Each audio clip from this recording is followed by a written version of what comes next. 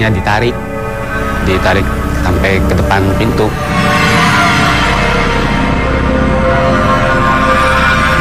Iya, pas tidur. Pas itu saya nggak menyadarkan diri. Pas bangun udah ada depan kursi situ.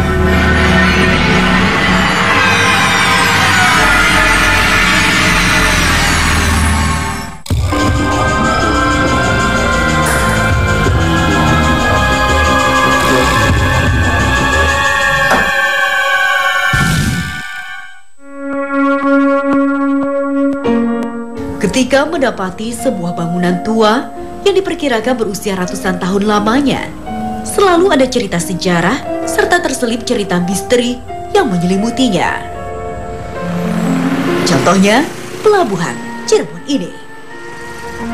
Pelabuhan yang diperkirakan dibangun sekitar tahun 1800-an di masa penjajahan Belanda. Bangunan tua berciri khas arsitektur Belanda ini masih tetap berdiri kokoh di area sini. Bahkan gudang-gudang tua ini pun masih difungsikan.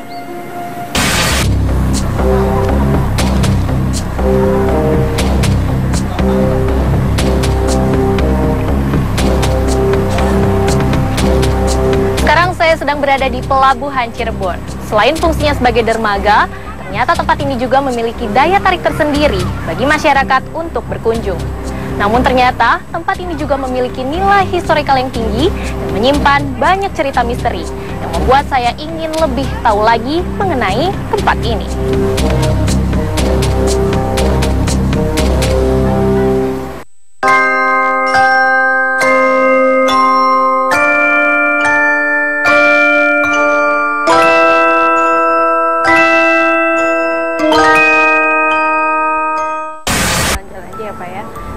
Rasa penasaran saya akan tempat ini begitu besar.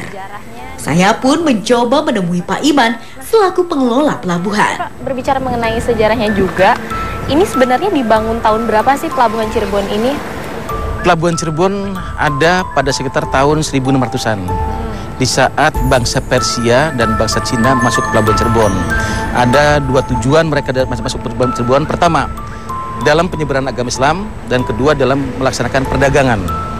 Kita ketahui bahwasanya di Jawa Barat pada saat itu banyak rempah-rempah yang bisa ditukar dengan perdagangan mereka, dan satu sisi banyak peninggalan-peninggalan yang mungkin bisa sampai sekarang kita lihat. Ya Pak, saya boleh bisa melihat lebih jelas lagi Pak yang gedung-gedung atau peninggalan-peninggalan yang masih ada di sini? Bisa Mbak, silakan kita ke sana.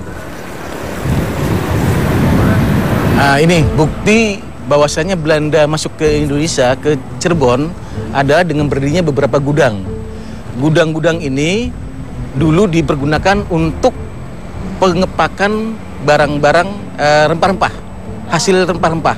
Nah Pak, ini di sini juga di gedung ini atau gudang ini juga ada tulisan Anno. Iya. Nah, itu sebenarnya ada... Anno itu sebenarnya menandakan tahun, cuman menggunakan bahasa-bahasa bahasa-bahasa Belanda lah dulu ya. Ada sandinya lah gitu loh ya. Iya. Ya, kalau ini bahasanya bahasa sandi, kalau ini bahasa Indonesianya.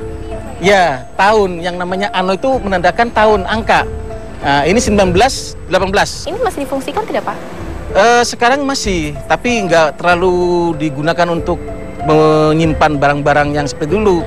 Paling untuk kegiatan-kegiatan yang bersifat insidental aja. Iya, karena sekarang sudah dimiliki oleh beberapa perusahaan gitu. Melihat dari bangunan di sini yang sudah berusia ratusan tahun, tak heran jika kesan mistis muncul di area Pelabuhan Cirebon. Ya, kita pernah diganggu tidur di pangkalan itu ya. Jam 3 itu kayak ada yang gedor-gedor pintu.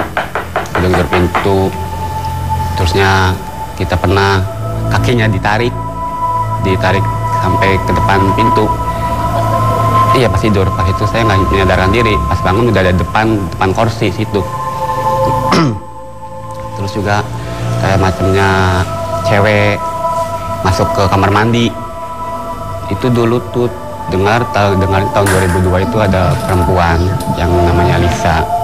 Itu jualan macamnya minuman, kopi. Dia naik kapal. Pas itu dia terpleset, jatuh, kejebur ke laut, dia nggak bisa berenang. Sampai sekarang dia entah kemana.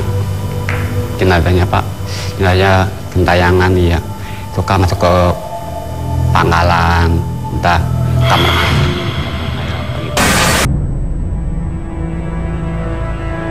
Gangguan gaib juga terjadi di salah satu gedung tua di kawasan Pelabuhan Cirebon. Gedung ini masih digunakan hingga saat ini sebagai tempat pelayanan untuk pembelian tiket kapal. Gedung berlantai 2 ini hanya dihuni oleh 1 orang pegawai. Pertama-tama saya kerja di sini udah hampir 24 tahun. Kemudian selama 24 tahun ini banyak kejadian-kejadian yang sama orang lain dirasakan, namun pada diri saya sendiri belum pernah saya merasakan apapun yang diceritakan sama orang lain yang pernah merasakan di kantor ini gitu. Namun perlu diketahui kalau gedung ini kan dibuat pada zaman Belanda. Untuk ruangan lantai 2 sendiri sudah hampir 12 tahun tidak dipergunakan untuk kantor karena karyawan berkurang gitu kan. Nah, ada kejadian yang menurut pendapat saya sangat mengganggu perasaan saya.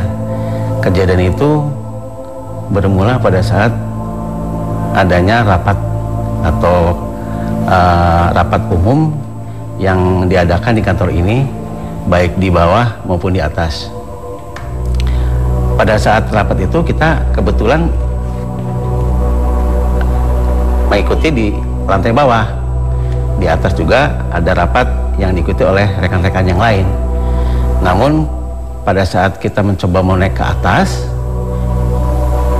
yang ikut rapat di lantai atas itu kaget melihat saya. Ya kenal.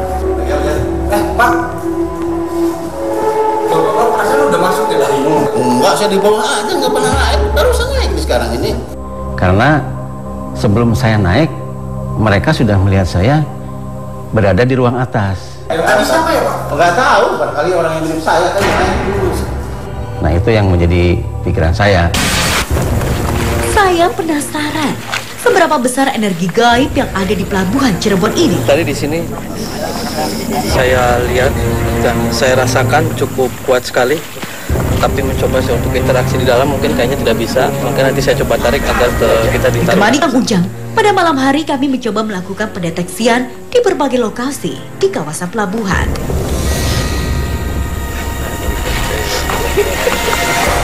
Jangan kemana-mana, tetap di Dua Dunia.